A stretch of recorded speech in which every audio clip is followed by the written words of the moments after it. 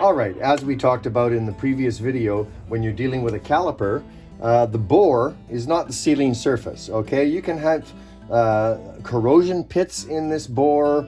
It doesn't matter. Even if it's pitted, this bore will be fine. On the master cylinder, the exact opposite is true. The bore is the sealing surface because the seal that goes in there. So when this seal is running inside that bore, pushing fluid, if there's any scratches or corrosion or pitting on this bore, then the fluid is going to leak past the seal when you apply the brakes, and you're not going to have as good a brake. And also, fluid will eventually start to leak out and drip down and get all over the bike, and you know what brake fluid does. So you can take, it's very hard to find a hone that small that you can get in there and clean this bore out with. I use these. It's just a nice, thin, very soft brass wire brush. And you get it spinning. I just nip this end off, put it in a drill, get it spinning with some good degreaser and cleaning fluid, and go through that bore and clean it out. And now you can inspect it. Take a flashlight, look down inside, and confirm you don't have any kind of burrs or corrosion or pitting. If it's clean and it's a nice smooth bore all the way down, then you're good to go. You can start your assembly. All right, so our kit contains one dust boot, one spring, one piston, two seals, one push rod, and a retaining clip. Okay, this is the push point on this piston. So it's traveling in this direction when you apply the brake. Therefore, this seal, this tapered edge, has to be also facing the same way so that it can push fluid. If it was on this way, the fluid would just ride over top of it. All right, so it has to go on the proper way. This is the one with the large diameter, so it goes on the large end of the shaft. And there's your first seal in place.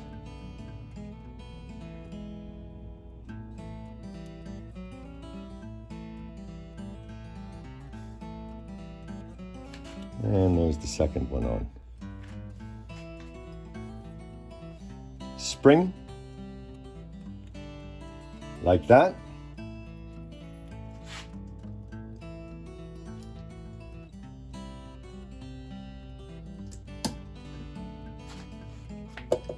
And we go all the way around with a pick, making sure that that clip is all the way in its groove, all the way around, and it is.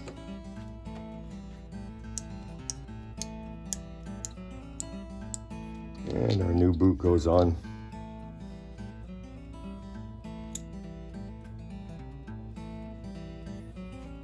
You don't need to press that boot down real hard or anything. It's not pressed in there. Just push down with a pair of tweezers or a small screwdriver, and there you have it. All right, continuing here to work on the brakes.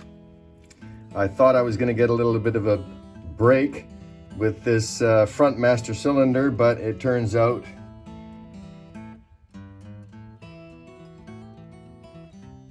that's what happens to brake fluid when it becomes a solid. All right, I got some work cut out for me. All right, so here we are. I am just getting the piston out of the front master cylinder, and it was seized in there solid. So what I did was I drilled a hole in the piston, threaded that hole, and then screwed in a nice long bolt, and I was able to use that to leverage the piston out. And there it is. all covered in goop as we suspected.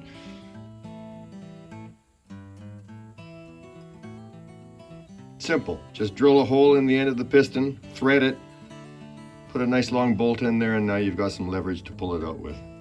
But yeah, it was seized in there real bad. About the front master cylinder rebuild, you can see I'm about to go forward with it. I have a new glass that I'm going to be putting in. The old one, as you can see, is extremely faded, and not only that, but you can see small hairline cracks in it, as you can with all of them. So that's going to be replaced. Our kit, of course, is going to be replaced. So what happens with these master cylinders is, when the fluid is in the reservoir, it's allowed to go into the bore of the master cylinder through that larger hole. When you apply pressure and then you release the brakes, the fluid is allowed to come back into the reservoir through that small hole. So that small hole always gets plugged. And if you have like a set of tip cleaners for oxyacetylene torches, then those work good if you can find one, a fine enough one that will go through that hole. It's a very small hole. This is my smallest one. It won't go through it. So what I do is I take one strand off of my wire wheel. That allows me to go through that hole and make sure that it's clean. And you can see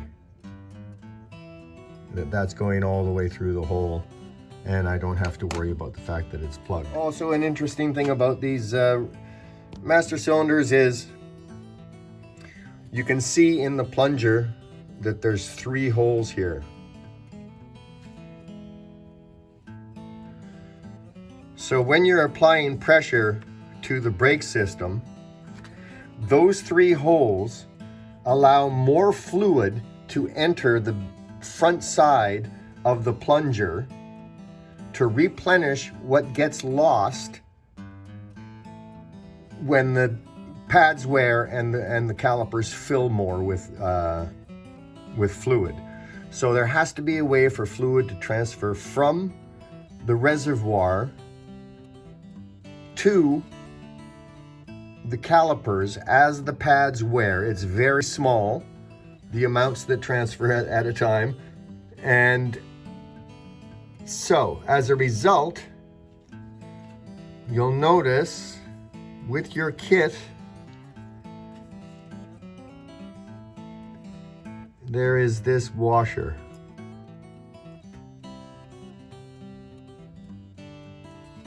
And you have to make sure that that washer goes on before the rubber seal does.